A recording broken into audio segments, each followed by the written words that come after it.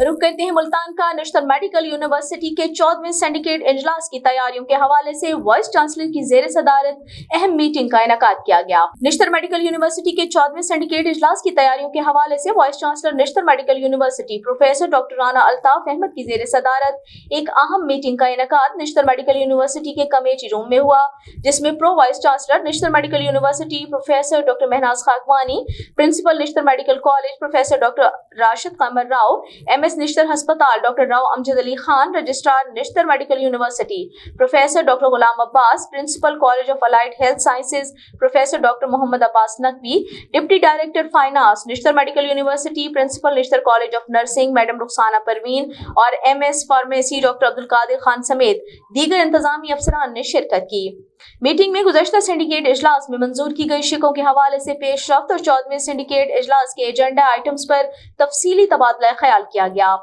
Medical university को syndicate इजलास की तैयारियों के हवाले से ब्रीफिंग दी। प्रोफेसर डॉक्टर राना अल्ताफ अहमद की जानिब से इंतजामी अफसरान को सिंडिकेट इजलास के हवाले से तमाम तर इंतजामात को जल्द अज जल्द मुकम्मल करने की हिदायत की गई।